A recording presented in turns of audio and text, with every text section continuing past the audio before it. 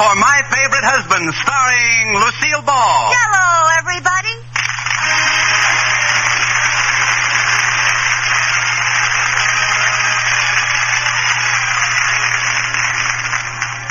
Yes, it's the Gay Family series, starring Lucille Ball with Richard Denning.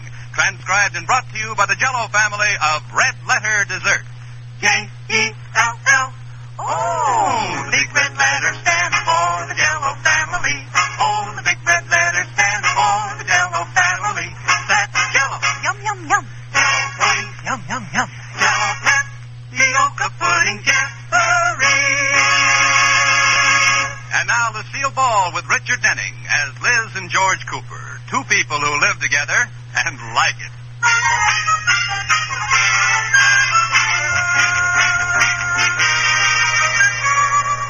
As we look in on the Coopers tonight, they're spending a quiet evening at home. George is lying on the couch smoking his pipe, and Liz is curled up in the easy chair watching him. George, you look like an Indian making smoke signals. Is that what you're doing? Ugh. Hey, send me a message in smoke signals. Ugh. Ooh, what you said. Sorry, it was a typographical error. Oh. I'll get it. Oh, George, it's the Atterbury. Liz girl, George boy. George boy, Liz girl. Hi, folks. We came by to see if you wanted to go to a movie. The Men is down at the corner. They is? That's the name of the picture. With Marlon Brando. Well, what are we waiting for? Well, I don't know. It's a double feature with Jane Russell. Well, what are we waiting for? Well, we better get started. Okay, I'll go put on some lipstick while you change, George. Change? Well, certainly. You can't go looking like that. Well, why not? I've only worn this T-shirt twice. George Cooper, do you mean to say you'd go to a movie in a T-shirt and those horrible old slacks? Well, Jane Russell isn't going to care. Of course. Marlon Brando might not like it.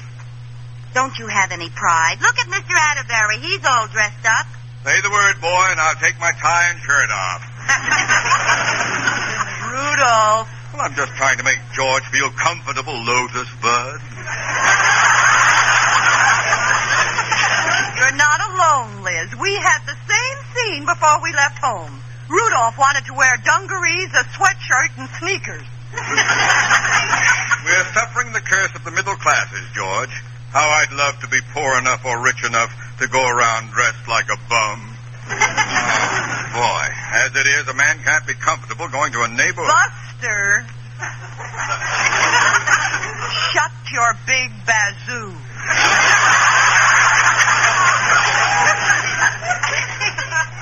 Buster? Look, we're wasting valuable time. George, I'm not stepping out of this house with you in that outfit. Well, if we were going dancing, I'd say you had a point. But who's going to see me? I get in the car, drive down there, sit in a movie for 2 hours, get in the car, and drive home. And suppose we have an accident? Oh, my Aunt Fanny. Suppose we hit another car and you're knocked unconscious? How will that picture look on the front page of the newspaper?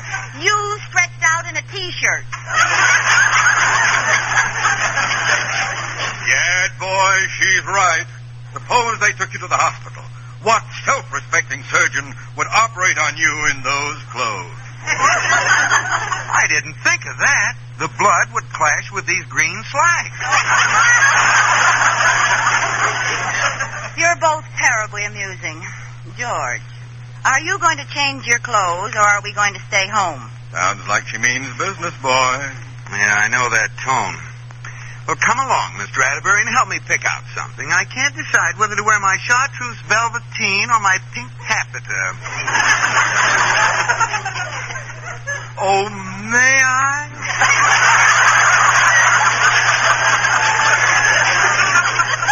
I just read Vogue, and I have some stunning ideas. Have a cigar, Iris.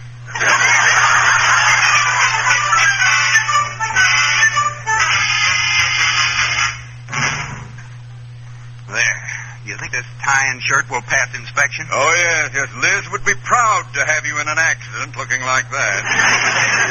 Oh, I hate ties. Oh, me too. Once I had the bright idea of painting a dark stripe down my chest. Did you try it? Yep. And did it work? Yep. Too well. Too well. Iris put a stick pin in it.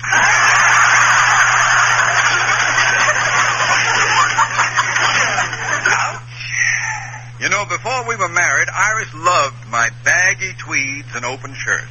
Today I wear the same outfit, and I'm a sloppy crumb bum.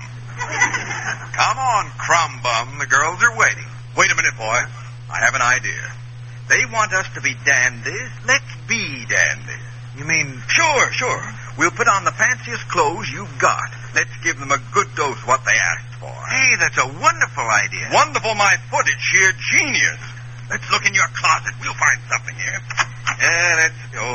Blue jeans, torn slacks, sweatshirts, old flannel bathrobe. Gad, what a wonderful wardrobe. Thanks. It's taken me a long time to collect it. Here, what's this? A tailcoat and striped trousers. Oh, yeah. I wore those to my cousin's wedding 6 years ago. Oh, these will be perfect for you. Put them on. Wear them? Sure. And Here. I'll wear a pair of your golf socks and stuff my trousers inside so they look like knee bridges.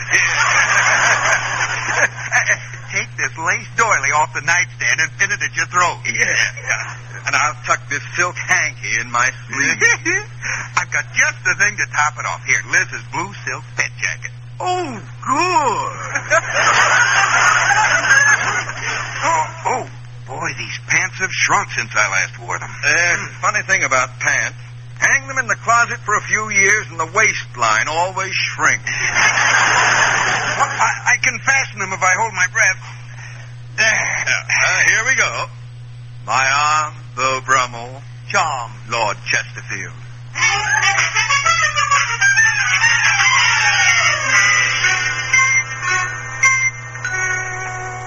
What are they doing up there, Liz? How long does it take George to put on a shirt and a tie? I don't know. George, what are you doing up there? We'll be right down, honey. I don't know what's taking so long. Maybe he's having trouble getting those old pants off without breaking them. He's really attached to those pants, isn't he? Well, sometimes I think it's vice versa.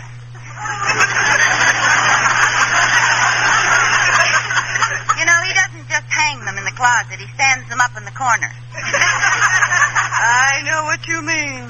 And when he gets a hole in them, I don't mend it. I solder it. Rudolph has an old leather jacket he's that way about. Hey, let's go to the movie. Well, it's about time. What in the world?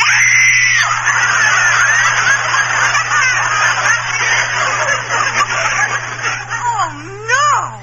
Rudolph, what do you think you're doing? George, be a lamb and see if my stocking seams are straight, will you? What matter, my lord? We're only going to a movie. But I might swoon in the lobby. And I'd hate to be carried to the powder room with a crooked stocking seam. Very funny, fellas. Ha ha.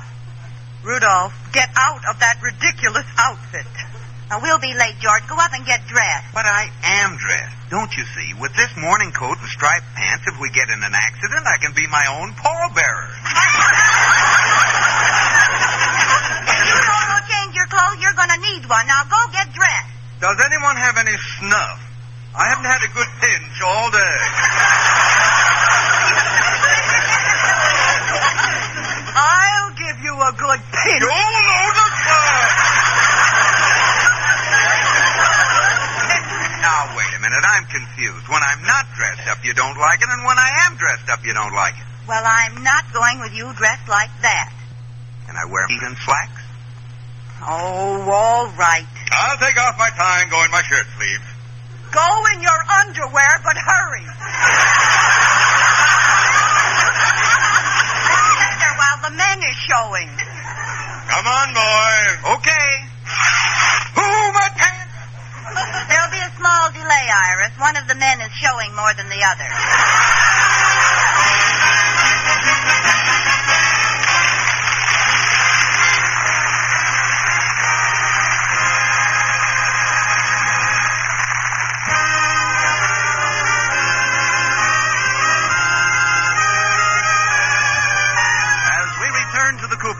It is the next day, and we find Liz still smoldering over her defeat in the battle of the ties and tight collars. She's pacing up and down the living room, working out her frustration and trying a plan of revenge. Katie, the maid, comes to console her. Mrs. Cooper, relax. I hate men. Oh, you'll get over it. It's just too bad the other sex had to be men. I wish there was something else to marry. No, really. There must be something else for women to do besides wasting their time marrying men. I tried collecting butterflies once, but it wasn't as much fun.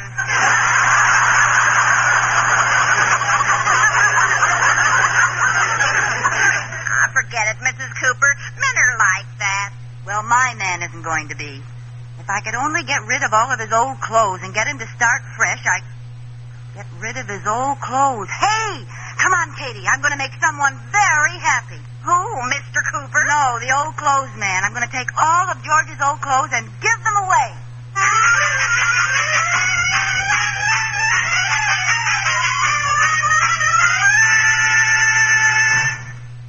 Oh, would you look at this wardrobe?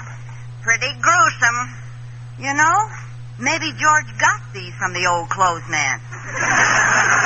Where'll we start? How about this corduroy jacket? Oh, that stale thing. You better shake it. There may be a bird's nest in the pocket. Yes, ma'am. I was right. Look, an egg. That's a golf ball. Oh. Well, here we go. Here, take this flannel bathrobe and this hunting shirt. This leather jacket with the elbows out. Look at this awful tweed suit. Ugh. I could use some dust rags. Here. Thanks. And take this pair of slacks and his rain hat. Not his rain hat. That's sacred. It's also holy. Look, Katie, it's just a case of who gets it first, me or the sanitation department. Well, I hope you've decided what you're going to tell Mr. Cooper. Oh, I'll think of something. Right now, I have only one thing to worry about. What's that? The old clothes man may refuse them.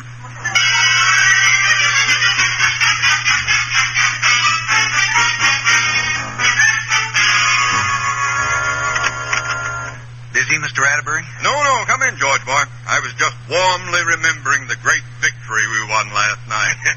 I think we taught them their lesson. Yeah, I think so. Hello. Is George Cooper there, please? Yes. He's right here. For you, George. Oh, thanks. Hello. Mr. Cooper, my name is Adam. I'm the local used clothing dealer. Yes? I thought you'd like to know I just got in a hot shipment of old clothes. Oh, look, you've got the wrong George Cooper. I'm the vice president of this bank. I know that. Well, then, why do you tell me about some old clothes? Because they're yours. Well, look, I don't care. Mine? Yes, sir, just left your house. Your wife was shoving clothes out the front door faster than I could pick them up. Looked like an explosion at the laundry. What a dirty trick. Liz sold all my old clothes to the Junkman. Gad, he's inhuman. I tell you what, Mr. Cooper, I'll bring them over to the bank if you like. Oh, would you? Well, I'll see that you make a profit on the deal. Oh, don't worry, I'll see to that.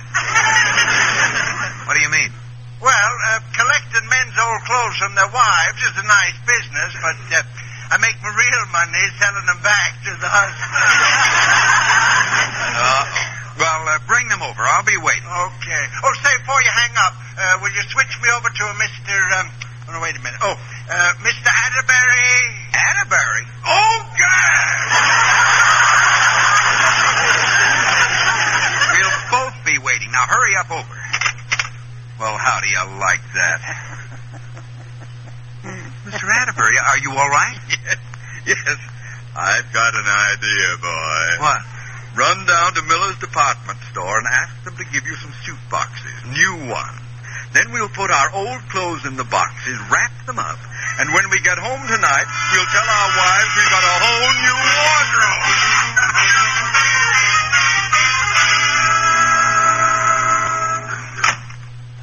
Yo, honey, I'm home. Oh, hi, George. How's my little husband tonight? Ooh, what's in all those boxes? It's sort of a surprise. Miller's department store.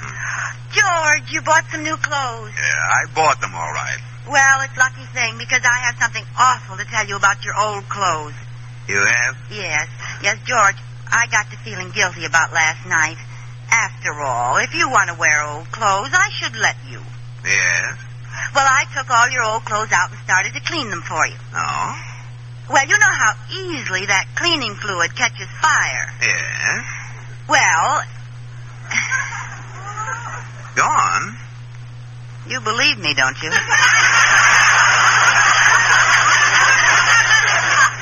Oh, yes. Well, then I'll go on. Where was I? You know how easily that cleaning fluid catches fire. Oh, yes. Well, I was too near the stove, a spark got on them, and all your clothes burst into flames. My goodness. All that was left was a few little ashes. Dirty ashes. Are you mad at me, George? Oh, not at all, dear. That's the kind of thing that would happen to anyone. Oh, you're wonderful, George. Here, let me show you what's in these boxes. Okay. There. Ooh. Well, what do you think? They sure did a good job of sewing those ashes back together. Liz, I bought these from a man today. Oh, well, what luck finding a set of clothes just like the ones that burn. Yes, wasn't it a break? Yeah, it's too bad we still don't have the others. We could dress alike, sort of mother and daughter bum suits. Liz, aren't you ashamed? Well, You've been acting like a child, haven't you? well, as long as you're being big about it, I guess I can, too. It was a dirty trick, and I was childish. Now, if you act that way, then I'll have to treat you accordingly. Come here, Liz. What are you sitting down for? Over my knee. You wouldn't dare. Oh, wouldn't I? Come here. Oh, if you spank me, I'll tell Mommy. Oh, that doesn't work anymore, does it? No, it doesn't. Now, George, don't. Oh, this is going to hurt me more than it hurts you. Oh, George, don't. Out. Now, you stop it.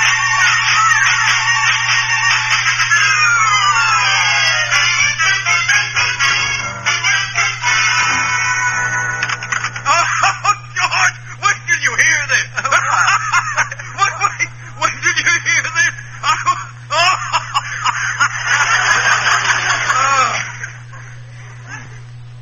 I'm waiting. Oh, I haven't told you yet. Oh. Iris and Liz will die. The Retail Merchants Association has chosen the best dressed men in town. And who do you think came in 1, 2? Not yes, those sloppy crumb bums, Atterbury and Coop. Oh, it couldn't have come at a better time. What a coincidence. I wonder how they happened to choose us. Well, why do you think? Because of our tasteful wardrobe, our impeccable grooming, and the fact that I'm chairman of the choosing committee.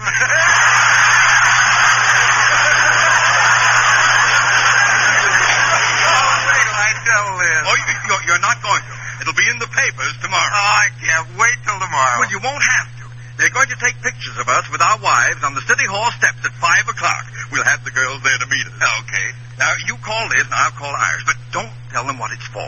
Just let them think we're taking them to dinner and ask them to meet us in front of the City Hall. Okay. Well, as long as pictures are going to be taken, we can give the girls a little break. Tell them to look their best. All right. We can be that nice to them. I'll call right away. Yeah.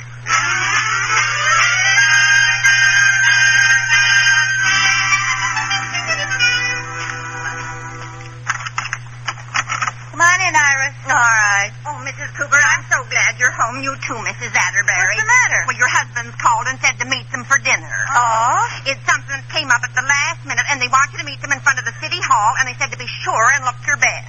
How do you like that, Iris? The eternal males.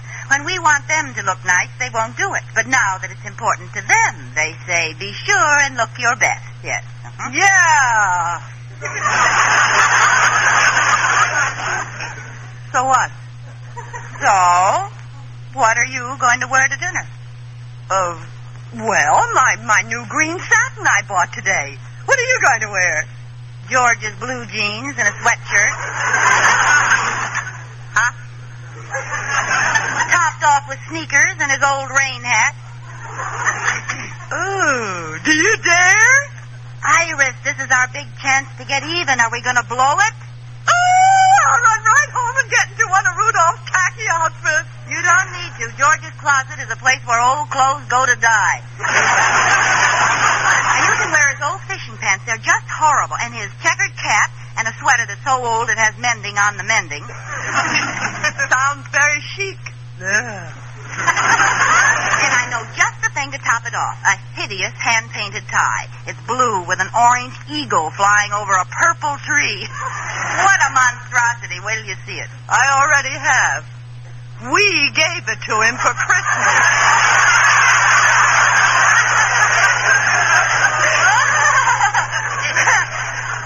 Well, let's get dressed, shall we?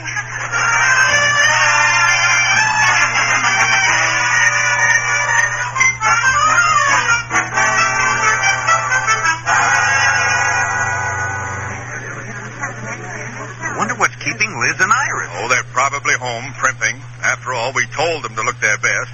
You know what that means to a woman. Yeah. Well, I wish they'd get here. The photographers want to get a shot of us with our wives.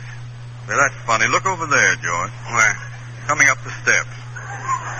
2 clowns.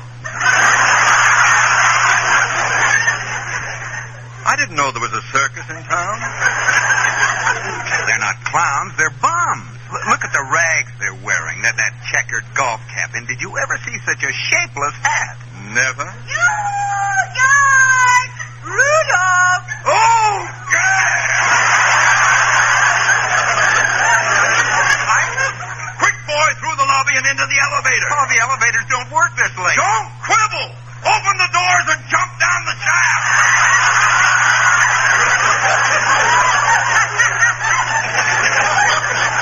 Sorry we're late, fellas. We wanted to look just right. Pretend you don't know them, George.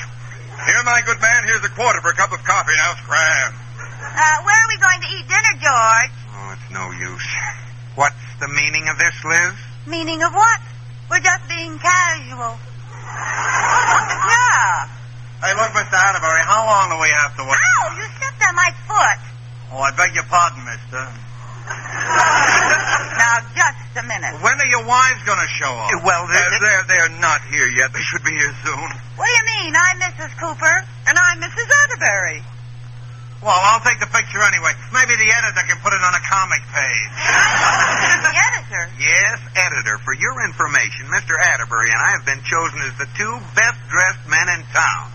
I don't believe it. I don't either. Oh, it's true. And I got to get their pictures with their wives for the morning paper. Oh. Okay, everybody, a big smile Don't you now. dare take that picture. We'll go home and change our clothes. Yeah, you can get a picture later. You up there with that big camera. Don't you take any pictures for your paper either. Well, he's not with the paper. Well, then what's he doing? Time not to take our picture. It's a little late, Liz. Yeah. You've been on television for the last 10 minutes. Oh, no!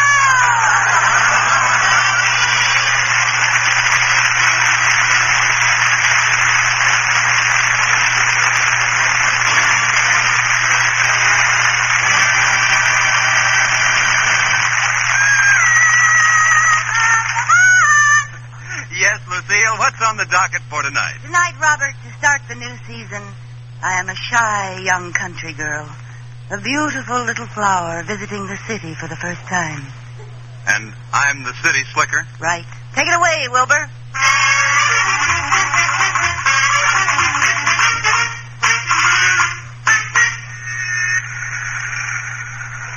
Well, hello, my beautiful little flower. Hello, man.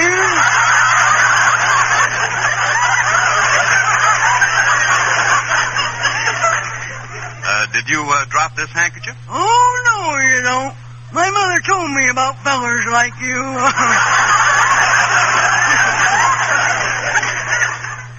She did. Yep. Why do you think I dropped my handkerchief? I want to talk to you about Jell-O. Oh, you're going to sweet talk me, huh? The Jell-O comes in 6 delicious flavors. Strawberry, raspberry, cherry, Yep. orange, lemon, No. yes, and lime. Well, that's enough talking. Kiss me.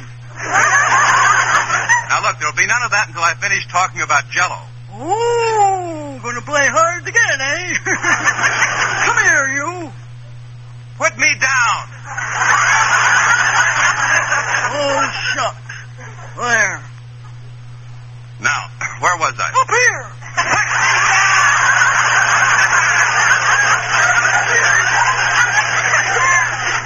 Well, you don't have to get in a tizzy about it. Want to wrestle?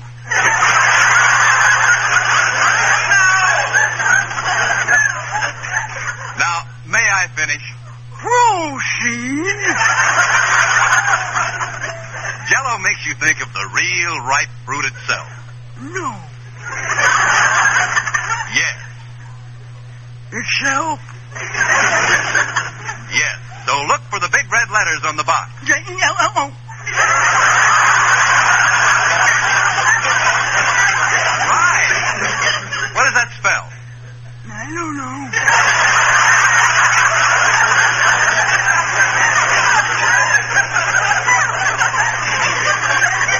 What do you mean you don't know? You knew the letters. Oh, yeah, I can spell, but I can't read. You see, I'm working with dog and cat now. Oh, you are? Yeah, but they're doing better than I am.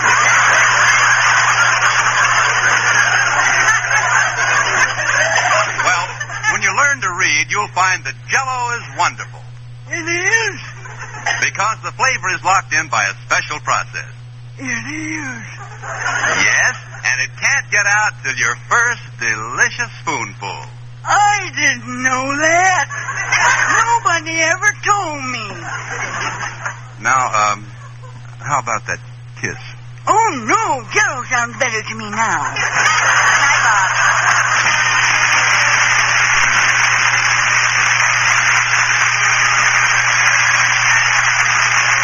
You have been listening to My Favorite Husband, starring Lucille Ball with Richard Denning and based on characters created by Isabel Scott Rorick. Tonight's transcribed program was produced and directed by Jess Oppenheimer, who wrote the script with Madeline Pugh and Bob Carroll Jr. Original music was composed by Marlon Skiles and conducted by Wilbur Hatch. The part of Katie the maid was played by Ruth Parrott. Lucille Ball can be seen starring with Bob Hope in Paramount's picture Fancy Pants. Be sure to listen to Lucille Ball in My Favorite Husband again next week, presented by J.E.